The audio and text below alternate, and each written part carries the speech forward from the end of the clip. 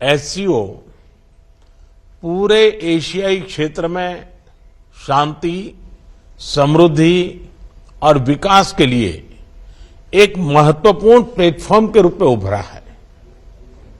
इस क्षेत्र के साथ भारत के हजारों वर्ष पुराने सांस्कृतिक और पीपल टू पीपल संबंध हमारी साझा विरासत का जीवंत प्रमाण है।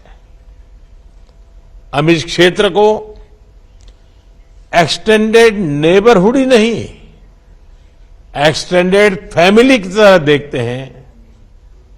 एक्सेलेंसीज, एससीओ के अध्यक्ष के रूप में भारत ने हमारे बहुआयामी सहयोग को नई ऊंचाइयों तक ले जाने के लिए निरंतर प्रयास किए हैं। इन सभी प्रयासों को हमने दो मूलभूत सिद्धांतों पर आधारित किया है। पहला, वसुधैव कुटुंबकम, यानी पूरा विश्व एक परिवार है। यह सिद्धांत प्राचीन समय से हमारे सामाजिक आचरण का अभिन्न अंग रहा है और आधुनिक समय में भी हमारे लिए एक नई प्रेरणा और ऊर्जा का स्रोत है। और दूसरा, सिक्योर, यानी security, economic development, connectivity, unity, respect for sovereignty and and territorial integrity and environmental protection, यह हमारी अध्यक्षता का थीम और हमारे एससीओ के विजन का प्रतिबिंब है। भारत ने इस दृष्टिकोण के साथ एससीओ में सहयोग के 5 नए स्तंभ बनाए हैं। Startups and innovation, traditional medicine, youth empowerment, digital inclusion तथा shared Buddhist heritage. Excellencies, Bharat ने एससीओ की अपनी अध्यक्षता के अंतर्गत 140 से अधिक कार्यक्रमों और सम्मेलनों और बैठकों की मेजबानी की। हमने एससीओ के सभी ऑब्जर्वर्स और डायलॉग पार्टनर्स को 14 विभिन्न कार्यक्रमों में शामिल किया है। एससीओ की 14 मंत्री स्तर की बैठकों में हमने मिलकर कई महत्वपूर्ण दस्तावेज तैयार किए हैं। इनसे हम अपने सहयोग में नए और आधुनिक आयाम जोड़ रहे हैं, जैसे ऊर्जा क्षेत्र में इमर्जिंग फ्यूल्स पर सहयोग, ट्रांसपोर्ट के क्षेत्र में डीकार्बनाइजेशन और डिजिटल ट्रांसफॉर्मेशन में सहयोग, डिजिटल पब्लिक इंफ्रास्ट्रक्चर के क्षेत्र में सहयोग। भारत का प्रयास रहा है कि एससीओ में सहयोग केवल सरकारों तक सीमित न रहे, लोगों के बीच संपर्क और गहरा करने के लिए भारत की अध्यक्षता में नई पहलें ली गई हैं। पहली बार SCO millet food festival, film festival, SCO Surajkund craft mela, think tank conference, international conference on shared Buddhist heritage का आयोजन किया गया।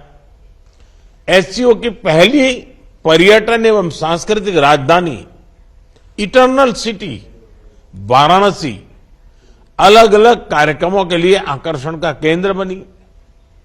एससीओ देशों के युवाओं की ऊर्जा और प्रतिभा को सार्थक करने के लिए हमने young scientist conclave, young authors conclave, young resident scholars programme, startup forum, youth council जैसे नए फोरम्स का आयोजन किया, एक्सेलेंसीज, वर्तमान समय में वैश्विक स्थिति एक महत्वपूर्ण पड़ाव पर है। विवादों, तनावों और महामारी से घिरे विश्व में फूड, फ्यूल और फर्टिलाइजर क्राइसिस सभी देशों के लिए एक बड़ी चुनौती है। हमें मिलकर यह विचार करना चाहिए कि क्या हम एक संगठन के रूप में हमारे लोगों की अपेक्षाओं और आकांक्षाओं को पूरा करने में समर्थ है? क्या हम आधुनिक चुनौतियों का सामना करने में सक्षम हैं? क्या एससीओ एक ऐसा संगठन बन रहा है जो भविष्य के लिए पूरी तरह से तैयार हो?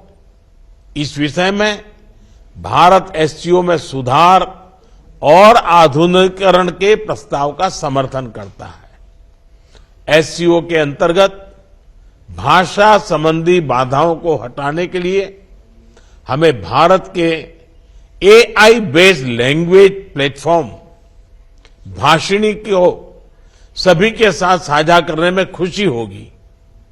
यह digital technology for inclusive growth का एक उदाहरण बन सकता है। यूएन सहित अन्य वैश्विक संस्थानों में भी सुधार के लिए एससीओ एक महत्वपूर्ण आवाज बन सकता है।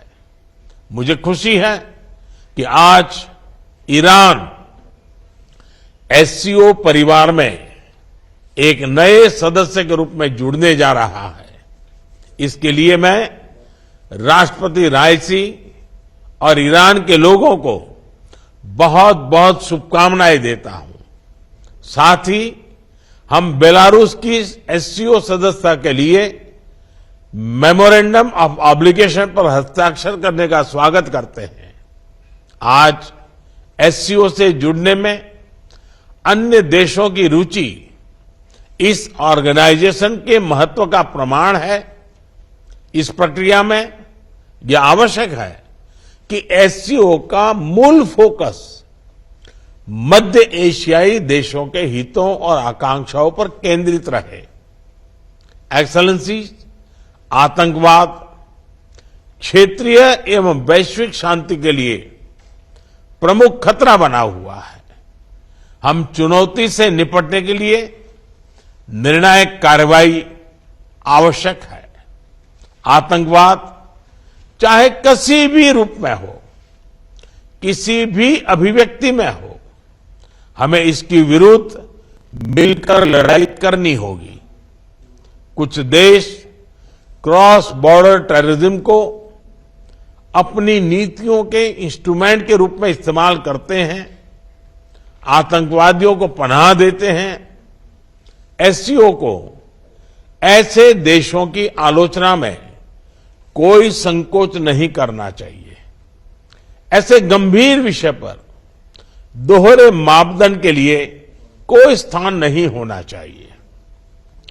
टेरर फाइनेंसिंग से निपटने के लिए हमें भी आपसी सहयोग बढ़ाना चाहिए।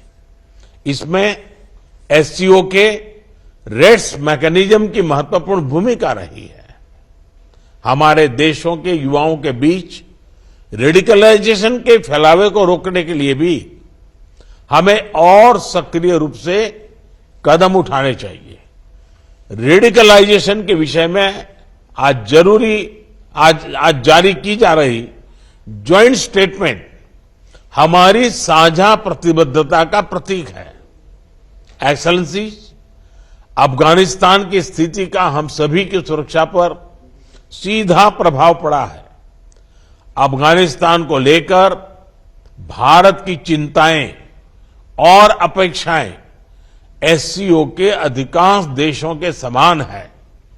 हमें अफगानिस्तान के लोगों के कल्याण के लिए मिलकर प्रयास करने होंगे। अफगान नागरिकों को मानवीय सहायता, एक समावेशी सरकार का गठन, आतंकवाद और ड्रग तस्करी के विरुद्ध लड़ाई तथा महिलाओं, बच्चों और अल्पसंख्यकों के अधिकारों को सुनिश्चित करना हमारी साझा प्राथमिकताएं हैं। भारत और अफगानिस्तान के लोगों के बीच सदियों पुराने मैत्रीपूर्ण संबंध रहे हैं। पिछले 2 दशकों में हमने अफगानिस्तान के आर्थिक और सामाजिक विकास के लिए योगदान दिया है। 2021 के घटनाक्रम के बाद भी हम मानवीय सहायता भेजते रहे हैं। यह आवश्यक है कि अफगानिस्तान की भूमि पड़ोसी देशों में अस्थिरता फैलाने या एक्सट्रीमिस्ट विचारधाराओं को प्रोत्साहित करने के लिए उपयोग न की जाए। एक्सेलेंसी, किसी भी क्षेत्र की प्रगति के लिए मजबूत कनेक्टिविटी का होना बहुत ही आवश्यक है। बेहतर कनेक्टिविटी आपसी व्यापार ही नहीं, आपसी विश्वास भी बढ़ाती है। किंतु इन प्रयासों में एससीओ चार्टर के मूल सिद्धांतों, विशेष रूप से सदस्य देशों की संप्रभुता और क्षेत्रीय अखंडता का सम्मान करना बहुत ही आवश्यक है। ईरान की एससीओ सदस्यता के बाद हम चाबहार पोर्ट के बेहतर उपयोग के लिए काम कर सकते हैं। मध्य एशिया के लैंडलॉक देशों के लिए international north south transport corridor Indian ocean तक पहुंचने का एक सुरक्षित और सुगम रास्ता बन सकता है। हमें इसका पूरा पोटेंशियल रियलाइज करना चाहिए।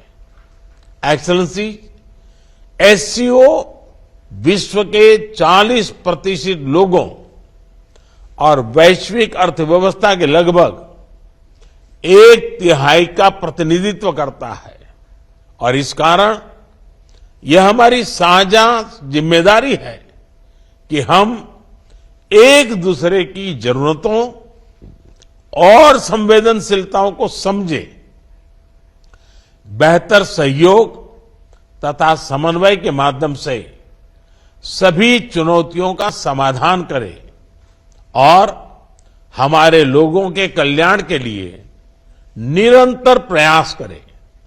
भारत की अध्यक्षता को सफल बनाने में आप सबसे हमें निरंतर सहयोग मिला, इसके लिए मैं आप सभी का बहुत बहुत धन्यवाद देता हूं।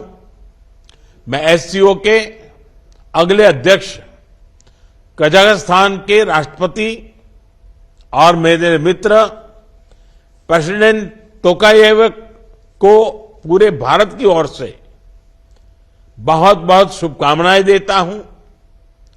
एससीओ की सफलता के लिए भारत सभी के साथ मिलकर सक्रिय रूप से अपना योगदान देने के लिए प्रतिबद्ध है।